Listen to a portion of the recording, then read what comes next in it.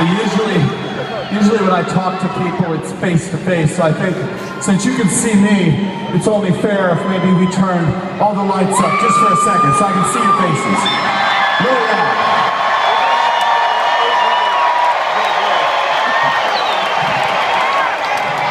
So I want to take a second and tell you guys a little bit about the history of Motley Crue and maybe a couple lessons along the way that we all learned. And most importantly, I wanted to point out that you guys would not be here tonight, and we would not be here tonight if any part of the story that I'm about to tell you didn't actually happen exactly the way I'm going to tell you. So, are you ready? Let's start off by everybody sitting down together. I'm going to do it with you.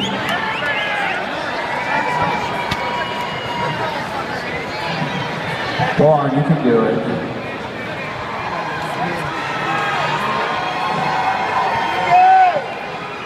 Okay. So people come up to me all the time, and they have for most of my life, and they always see this thing. And in Motley Crue, in our world, it is not true. People will say, "Hey, Nicky, you know, everything happens for a reason." And I always say, you know what? That's fucking bullshit. Things happen in life because you make a fucking decision to do something. That's why things happen. Right? You made a decision to come here tonight, and we made a decision along the way to form this band. So I'm going to back up to late 1980, early 1981, and I was a struggling musician in Los Angeles, California.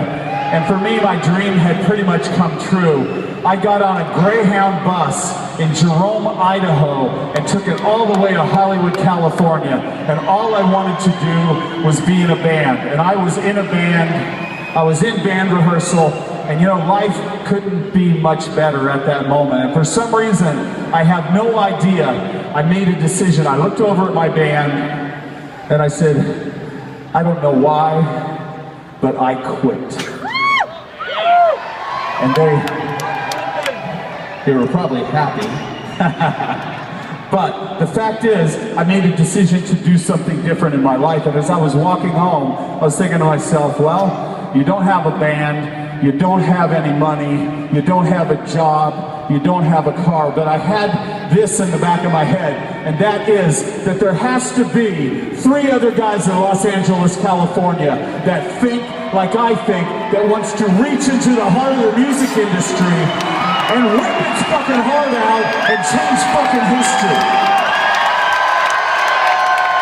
I had no idea where those motherfuckers were, and for no apparent reason, on a Thursday night, I decided to hitch a ride to Hollywood, California, to Santa Monica Boulevard, to the Starwood Club, and I walked through the back door, and there was a drummer on that stage. He was beating the shit out of the drums, skinniest motherfucker I've ever seen in my life.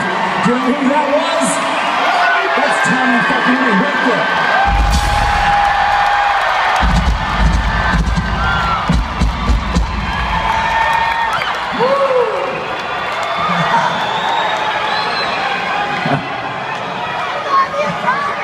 So it started. If you can picture this, I went backstage to talk to Tommy, and I got him in a corner, and I bought him 2 beers, and I had a rum and coke, and we sit on the floor together, and at that moment, I know his band was looking at me, and they were thinking, that motherfucker with the weird hair is trying to steal our drummer. And you know what? They were fucking right. So me and Tommy talked about something, man. We talked about, at that moment in our life, we fucking loved heavy fucking metal. And we talked about something else that was very important and would be important to the fabric of Motley Crue, and is that we also loved fucking punk rock.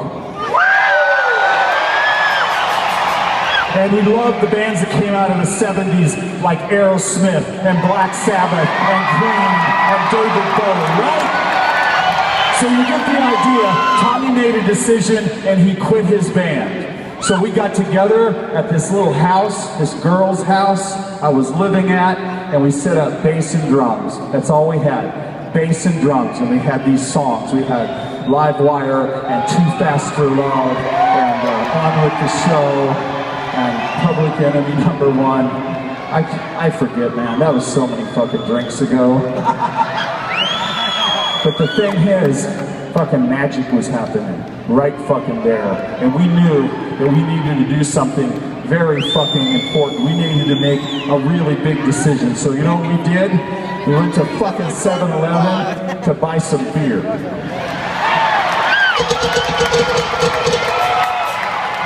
And thank God we did, because there was a magazine called The Recycler Magazine sitting on the counter, and we picked it up, and it said, guitar player available, loud, rude, aggressive motherfucker, only call me if you're serious, and right there's the name, Mike Walls.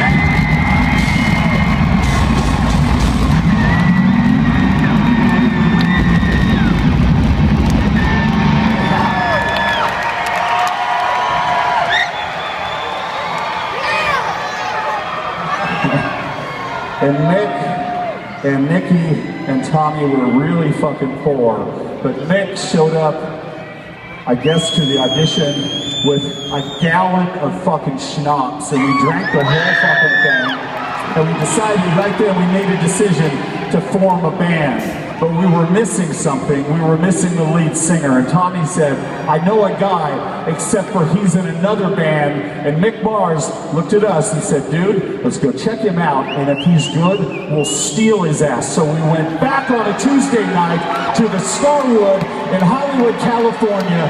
And there he was. He walked out. He had white leather pants on, a white fucking leather jacket, bleached white hair, and he was leaning into the microphone and he was singing some fucking Cheap Trick.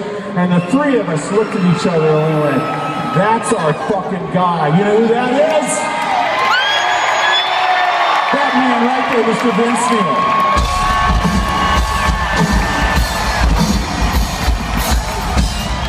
Sit down, story time's not over. Okay. So, we asked Vince if he wanted to join the gang. He made a decision and he quit his band. We gathered together $26. That's all the money we had. We went to Burbank, California in a rehearsal space. And this is exactly how it happened. And by the way, if it didn't work, you wouldn't be here right now. I don't know where you would be. Maybe you'd be at a Mumford & Sons concert or something. But you definitely wouldn't be here. We wouldn't be here. And this is how it happened. I handed Vince the lyrics to Live Wire, and he looked at them and he goes, I've got this. Nick picked up his guitar, turned up his amp. Tommy jumped on the drums, started smashing the shit out of those motherfuckers. I picked up this bass, and at that exact moment, it was January 17th, 1981, Motley Crue was born.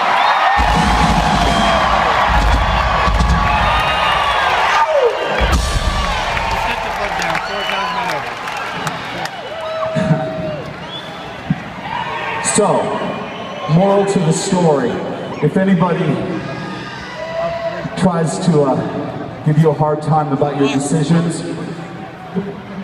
tell them to go fuck themselves and trust your fucking instinct.